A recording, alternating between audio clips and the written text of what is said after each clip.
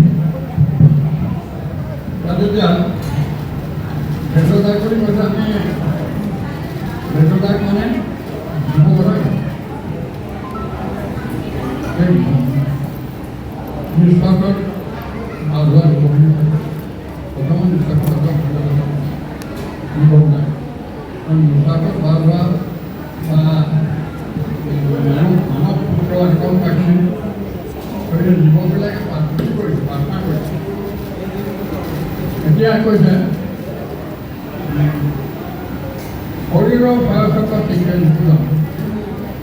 শৰীৰৰ ভয়ক্ষেত্ৰ মানে বস্তুটো জটিল আমাৰ শৰীৰত বহুত নাৰী আছে তাৰ ভিতৰত তিনিডাল প্ৰধান ৰামভাৰৰ মূৰৰ পৰা বাজুৰ পৰা মানে সূৰ্যগ্ৰাহলৈকে আছে তিনিডাল মীৰা পেঙলা আৰু অসমা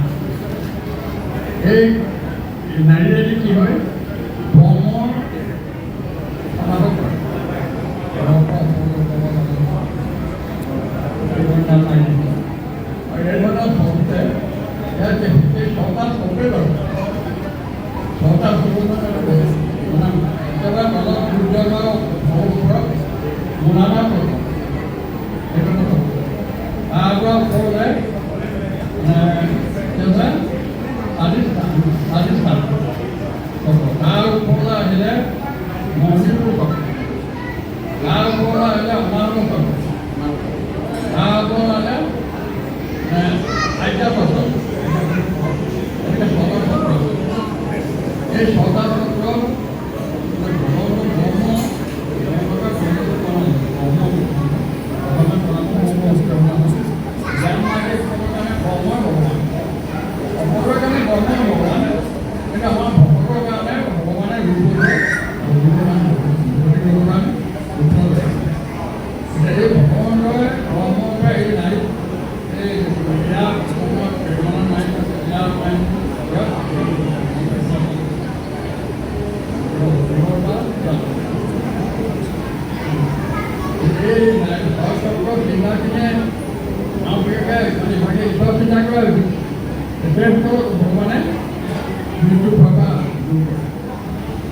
মৃত্যু ভয় মানে কি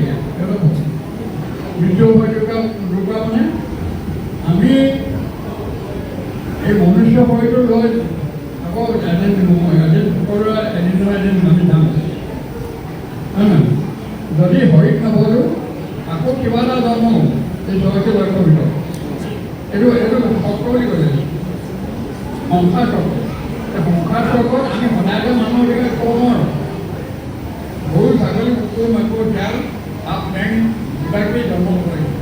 এইবোৰ লৈ আহিছোঁ আকৌ যদি হৰিক নহওঁ সেইবোৰো জন্ম কৰিব গতিকে শৰীৰৰ চক্ৰ চিন্তা কৰোঁতে ভগৱানৰ মৃত্যু ভয়টো বুজাব তাৰমানে জন্ম মৃত্যু এইটো ভয়টো থকাকৈ এই বিষয়ডালৰ পৰা সংসাৰ চক্ৰৰ পৰা ভগৱানে উদ্ধাৰ এইটো শৰীৰৰ মানে এই শৰীৰৰ ভয় চক্ৰ যেতিয়া ডাঙৰ দুখ মৃত্যু ভয় সেইটোৱেই বাৰে বাৰে জন্ম মৃত্যু সেইটোকে উদ্ধাৰলৈ আপোনালোকে মন কৰিব নালাগে কৃষ্ণ আমাৰ ৰৌদ্ৰ খুব সুন্দৰ কথা এটা কৈছে মানে ছয় চক্ৰ সাধন কৰা কথাটো আচলতে সেইটো জ্ঞান মাৰ্গৰ কথা নহয় কিন্তু বৰ্তমান সময়ত আমাৰ কৰ্ম জ্ঞান মাৰ্গটো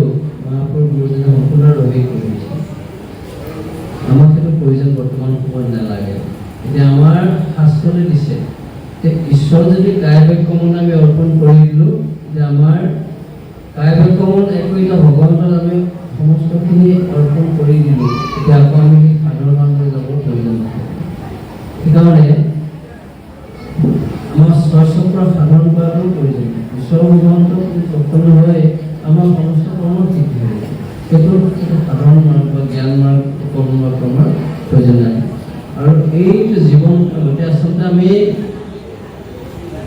আমাৰ দুটা কথা আহি গৈছে, এতিয়া আমি জীয়াই যে মৰিব লাগে নে মৰি মৰি জীৱ লাগে, এই প্ৰশ্নটোৰ উত্তৰ যদি আমি উলিয়াই ল'ব পাৰোঁ তেতিয়াহ'লে আমি গম পাম। এতিয়া আমি আচলতে জীয়াই যে মৰিব লাগে নে মৰি মৰি জীৱ লাগে, এই দুটা প্ৰশ্ন আমাৰ বৰ লাগতীয়াল। আমাক মৰি মৰি জীৱৰ কাৰণে মহাপুৰুষে দেখুৱাই গৈছে আৰু কৃষ্ণ জন্মহে দেখুৱাই গৈছে। কাৰণ কৃষ্ণ জন্ম হোৱাৰ লগে লগে সংগ্ৰাম কৰিছে। মহাপুৰুষেও ধৰ্ম ৰক্ষা কৰিবৰ কাৰণে কিমান কষ্ট কৰিলে, কিমান নকৰিবলগীয়া কৰিলে, আমি কৰিছিলোঁ সেইটো আদৰ্শতাৰ। সেইকাৰণে যদি আমি মনুষ্য জন্ম পাই আমি যদি আকৌ ত্ৰিপুৰ শিলা হ'বগৈ লাগে, তেনেহ'লে আমাৰ স্বচক্ৰ সাধনৰ প্ৰয়োজন সেইটো নায়েই, ভক্তি সাধন নহ'বই। সেইকাৰণে এই তত্ত্বটো আমি জানিবলৈ হ'লে মহাপুৰুষৰ শাস্ত্ৰত আশ্ৰয় ল'ব লাগিব, লগতে ভকতৰ সংগলৈ ভগৱন্তৰ গুণৰ শ্ৰৱণ কীৰ্তন কৰাৰ লগতে কেনেদৰে আমাৰ এই দেৱৰ বাঞ্ছনী দেৱৰ দুৰ্লভ নৰদলতো আমি সুলভ কৰি প্ৰভুৰ প্ৰসাদ পাই ভগৱন্তৰ ওচৰত যাব পাৰিব, সেই ভাৱনাটো আমি ল'ব লাগিব। আৰু যেতিয়া যাৰ সমস্তে সেইটো জানিলে, তেনেকৈ পৰীক্ষিতে মৃত্যুক তৰিলে মৃত্যু হৈ নাইকিয়া হ'ল। কাৰণ পৰীক্ষিতে মৃত্যুক আহ্বান জনাইছে যে আহা তুমি দক্ষ ওচৰলৈ। সেই যেনেকৈ ব্ৰহ্ম হ'ল, আমিও ভগৱন্তৰ গুণনাম শ্ৰৱণ কীৰ্তন কৰি নিৰ্গুণ ভাৱনাৰ সৈতে, সগুণত কিন্তু নহ'ব, নিৰ্গুণভাৱে সেই নিৰ্গুণ ভাৱপূৰ্ণ হৈ প্ৰভুৰ ওচৰলৈ যেতিয়া আমি সমস্ত অৰ্পণ কৰি, তেতিয়া আমাৰ মৃত্যু হয়তো নাইকিয়া হ'ব। জীৱৰ আটাইতকৈ ডাঙৰ ভয়টো মৃত্যু ভয়, কিন্তু যিসকলে ঈশ্বৰক আশ্ৰয় লয়, কাৰণ সমস্ত তুমিয়ে, মোৰ জন্মও তোমাৰ, তুমিয়ে মৃত্যু তুমিয়ে, কৰ্ম তুমিয়ে, মৰ্ম তুমিয়ে, অৰ্থ তুমি, সমস্ত তুমি। সেই ভাৱনা যেতিয়া আহি গ'ল, তেতিয়া আমাৰনো কি আছে? কিন্তু আমাৰ একো নাই। যেতিয়া তুমিয়ে সমস্ত, আমাৰ কি আছে? আমি চিন্তা কৰিবলৈ একো নাই। কেৱল আমি তোমাৰ নাম শ্ৰৱণ কীৰ্তন কৰিম, অন্তৰ্গত যাতে তোমাৰ গুণনাম আমাৰ মনলৈ আহে আৰু তুমি কৃপা কৰিবা, তেতিয়া আমাৰ মৃত্যু ভয়টো নাইকিয়া হ'ব। কৃষ্ণ ৰাম আপুনি সদিলা চৰা চৰদে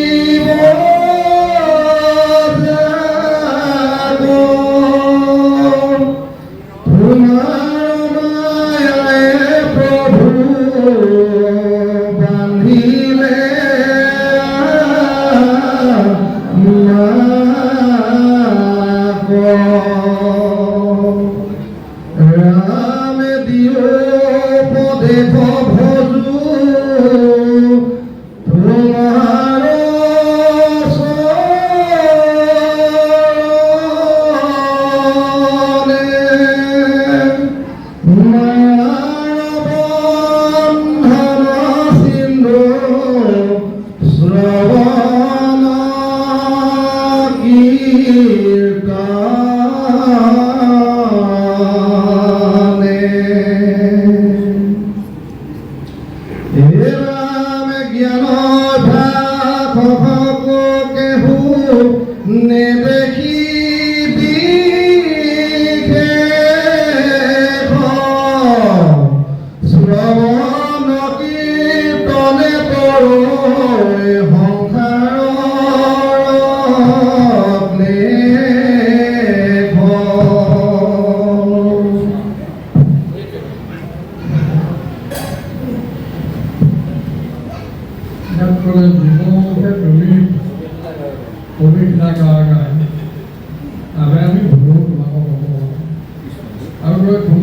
মুখামে যতদিন যায় মায়াৰ পঞ্চী তোমাৰ মায়ে তেওঁলোকে জীৱবিলাকক ভগৱন্তে এটা স্থান মাৰি দিছে কি স্থান এইটো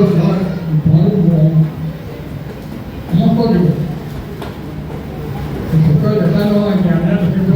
স্থান ভাগৱতে দিয়া স্থান কিন্তু এইবোৰ নাই দিয়া স্থান মানুহ পশু গৰু এইবোৰ স্থান নাই নাই মানে আমিও কৈছোঁ কুকুৰ আমাক আমি মানুহ বুলি আমিয়ে কৈছোঁ ক'ত কাৰো মানুহ ভাবি চালে মানে হয় নহয় মানে আমি আগৰ পুৰণা ঋষিমুনিসকল আগৰ দিনৰ ঋষিমুনিসকল বহুত জ্ঞানী আৰু বহুত মানে ভক্তগৰাকী মানে জ্ঞানী আছিলে তেওঁলোকে যাক যিটো নাম দিলে সুবিধা হয় নিজে স্বভাৱ চৰিত্ৰ সংৰক্ষণ কৰি এই নামবোৰ দিছে ভগৱান এটা মাৰিছে যে মোৰ অহম সৰ্বোচ্চ প্ৰভু মস্ত কৰ্ম সকলোতে ইতিমত্তা ভগৱান নিৰ্মাণ বুঢ়াবাব সমানি আৰু মহাপুৰুষ মাধৱদেৱে আমাক জানিবৰ কাৰণে সুন্দৰকৈ ভ্ৰমণি কৰিছে যে মুক্ত প্ৰভুৱে চৰাচৰ মুক্তাকে প্ৰভুৱে নিৰন্তৰ ইয়াক অৰ্জুন জানে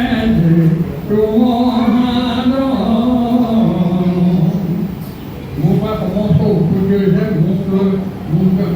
প্ৰতি গৈ বন্ধু বনিলে মই সমস্ত ৰক্ষা কৰি আছোঁ সেই কথাটো যিসকলে জানে পৰম বিবেকী সেইটো জন মোৰ ভাৱ লোক মন মোকে ভজে মাত্ৰ শ্ৰৱণ কৰি কীৰ্তন সেইজনক পৰম জ্ঞানী বুলি কৈছে পৰমৰ বিবেকী দুজন মোৰ ভাৱযুক্ত সেয়া মন মোক নাপাহৰে মোক হৃদয়ত ধাৰণ কৰি মোকে ভজে মাত্ৰ খবৰ সেইজনে মোক বাহিৰ নাম ধৰিব নালাগে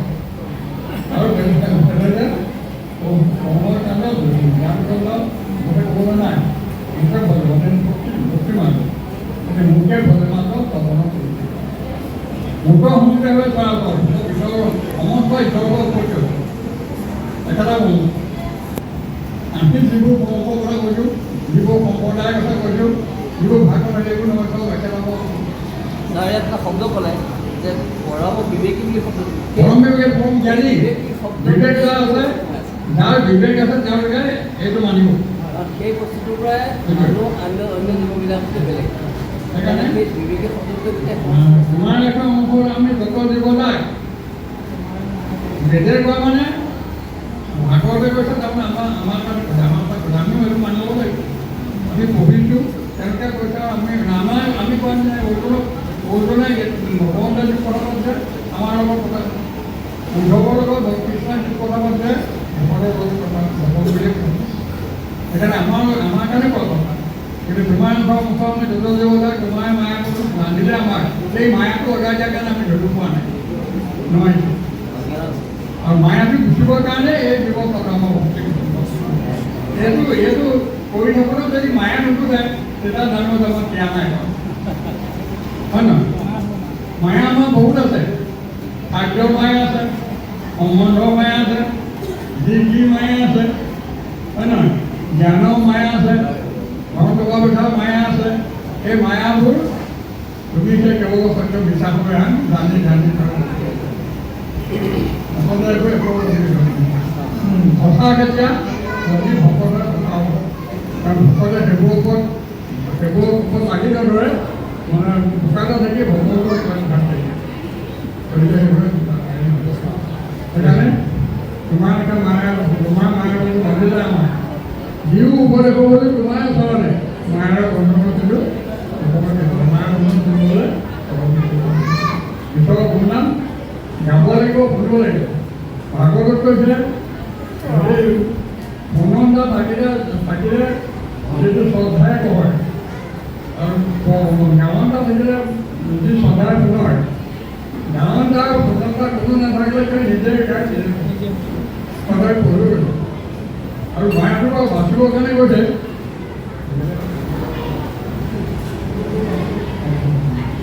মায়াটো বৰ্তমানে হৈছে মায়া ধৰিবলৈ আছে সুগম উপায় যাক ধৰি সৰ্বসমূহ কোঠে কৰিছে মায়া ধৰা সুগম উপায় আছে যাক ওলাই পেলাই অজ্ঞানীয় কৰিব পাৰে ঈশ্বৰৰ শৰণলৈ একান্ত শৰণ সাধুগুণে যিটো কৰে শ্ৰৱণ কীৰ্তন তাৰো কিছু কিছু কৰি মায়াময় থৈ কৃষ্ণ প্ৰভুৱে মানিব বিচাৰে গতিকে কৃষ্ণ শৰণলৈ কাৰণ নাই কেৱল কীৰ্তনে মাত্ৰ মায়া কৰে থাকে মায়া ধৰিবৰ কাৰণে অন্য একো উপায় নাই এই আমাৰ সাধুখনত ভ্ৰমণ কৰিলে একেবাৰে কৰাটো শব্দপ্তাৱত কৰিব লাগিব কীৰ্তন মই কি গাইছোঁ মই